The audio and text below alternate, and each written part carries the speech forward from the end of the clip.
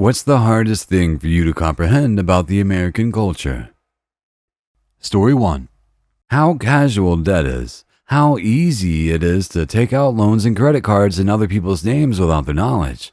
That's why I recommend Bad Credit, the new awesome product that makes your information useless to everyone, including you. Story 2. Having 2 weeks vacation, or no PTO for most. In my current country, you have to take 2 weeks of mandatory leave in a row, including public holidays. I get about 7 weeks vacation a year. Story 3. Super rich televangelists like this Kenneth Copeland I learned about on Reddit. I'm American and trust me, most of us are aware that these dudes are scumbags. Story 4. You Americans seem to have both the smartest and the stupidest humans on earth coexisting in your country. I think that happens everywhere. We're just louder than other countries in the media sphere. Story 5. Entree means main course. In the 19th century, when the French terms entered the U.S., the word entree meant the meal between fish and roast. This usually composed of a lighter meat like lobster or chicken. When America entered the 20th century, they cut out the heartier meals like roast and made lighter meats the focus of the meal. The word entree carried on to mean the focus of the meal to this day. In Europe, entree kept its origin of being the beginning of the real meal. America's kept the word's place in a meal, while Europe kept the word's actual French meaning. Story 6. Having to tip almost everywhere. It definitely makes sense at some places, but feel like we have to tip at the most random of places these days. It's so fucking weird. I was in a souvenir shop the other day where no real service was given. It wasn't even a restaurant. It was literally buying some scented candle or some shit, and sure enough, the lady flipped the screen around for me to sign, and there was like an automatic 25% tip added. I had to deselect it and move forward and complete the transaction. It drives me insane, and my kids think that I'm a major boomer when, almost everywhere you go, they present you with the opportunity to tip, like there's no service being rendered other than what you're paying for, and they still flip the screen around and ask if you want to pay at 10 or 15 or 20% tip. And there are multiple steps involved if you want to click no tip. Story 7. Americans love French fries, cheese, and gravy, but poutine never took off south of the border. Always found that odd. Well, yeah, we have chili cheese fries. Story 8. You're allowed to drive a car at 16, own guns, and sign up for the military at 18. But alcohol, behold the devil's liquid. It's only for 21 plus. There's a political history behind the drinking age. It used to be 18 not all that long ago. Story 9. Zero tolerance rule. Who came up with that shit? The victim is the one who is fucked. Either he gets bullied or he gets a penalty for defending himself. Oh, that was so schools don't have to do shit about bullying. Story 10. Water. Why are Americans so weird about water? I've lived here for 20 plus years and it still makes no sense to me. So many people will drink Coke or juice or Gatorade all day. And if they do drink water, it needs to be ice cold or flavored with Mio or some shit. Like, just drink the fucking water.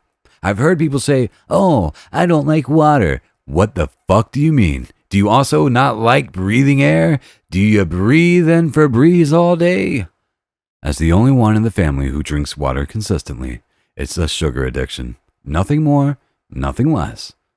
As far as why we prefer cold water, if you look into it, cold drinks in general suppress taste receptors. So, if you have poor quality water, which pre-20th century most of us did, it's going to taste better the colder you can get it. Eventually, it just became a cultural preference. Story 11. Hearing the bald eagle screech every time I unwrap a slice of American cheese. American here.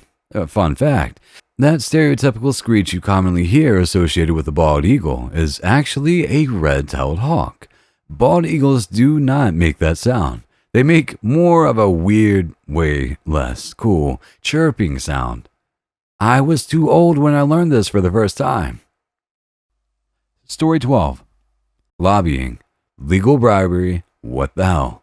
Also, why do you have to do your taxes if the government, in the end, knows what you paid was what you actually owed, why not just tell you? Funnily enough, both your points are related. There are many things that could be done to make filing taxes much easier, but big companies like H&R Block, who make their money from doing people's taxes for them, have lobbied the government for decades to keep it so complex. Story 13. A lot of people follow and worship politicians like they're gods, flags, and all that shit. In the UK, it's universally acknowledged that we hate all politicians pretty much equally. I think this really started to change around the time reality TV became a thing. Now our entire political process is reality TV. I say this as someone old enough to remember when pretty much every person in Washington was a serious person. Story 14. Why they don't include tax in the total price of something. Just include it and make life easier. I don't want to have to do the math every time I go there and buy something. Story 15. School mascots. Where I live, we just have teams and just play matches against people. In America, it's all like, "Go Eastern Eagles, ooga chaka, ooga chaka." And there would be some person in a cheapo eagle suit spinning a basketball on his fingers or something. You would have a full dramatic cheerleader dance-off before your match. We just shake hands and stare at each other. Sometimes mascots aren't even animals. My school's was a comet. Comet Man was terrifying. Story 16. Private health insurance that is tied to your employment and sucks. And yet 50% of the population vehemently defend. It's so stupid. Yes, I'll happily pay $200 plus of my paycheck for private insurance that covers nothing and I can't use. Wait, they'll raise our taxes or allocate different uses in my current tax expenditures. I'll pay $30 more in taxes for health care? What kind of communism is this bullshit? I hate it. I already pay damn close to $100 a month in Medicare I can't even use. But people call it heresy to have some kind of government healthcare system for everyone. I'm no expert, but I almost guarantee that an option for government healthcare taken out of taxes in each paycheck will be substantially less than private insurance. And hell, just make it an option. If you want to opt out and keep private, cool. Now private is competing with cheap government healthcare. It makes me so damn mad. LMAO. Story 17. How caring about other people is a political stance and not just common decency.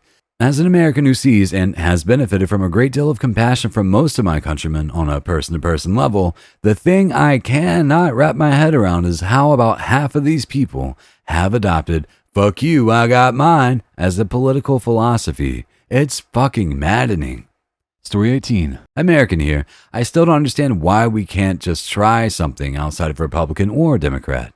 Everyone always acts like the two-party system is great, but nobody is ever happy with the results. The voting system we use makes it virtually impossible for a third option to do well. Then, even if the third option did well, you eventually revert back to two parties. Let's use candy as an example. Say you have people deciding between Starburst and M&M's. That's how it's been. You have chewy, fruity candy versus crispy candy coated in chocolate, and vote to vote, it seemed to flip back and forth between the two. There is a section of voters that feel very strongly about chocolate or no chocolate, but enough in between that the winner changes. One day someone says, "Hey, I like the shape of M&M's but prefer fruity candy, so let's have Skittles instead." This is a novel new idea, and you get a bunch of the Starburst voters and some of the M&M voters to peel off, and they manage to win. Now it's time to vote again. The voters that really want chocolate are never going to change from M&M's, but the voters that definitely don't want chocolate have a problem here. Maybe they really prefer Starburst, but last vote Skittles won and Starburst didn't do so well. If they vote Starburst this time and some of the Skittles voters from last time switch back to M&M's, they might be stuck with chocolate. So ultimately, it's in their interest to vote for the most likely candy to win that they are okay with instead of one they actually prefer. In a way, they are voting against M&M's more than they are voting for anything else. Story 19. The widespread prevalence of completely unnecessary non-medical circumcision in infants. Is it something to do with the country's Puritan origins? Were they trying to prevent masturbating or what? I don't get it. We sincerely appreciate you taking the time to watch our YouTube video. If you find our content helpful and enjoyable, please click the subscribe button to stay updated on any new videos we share in the future. Thank you once again, and we hope to see you in our next upcoming videos.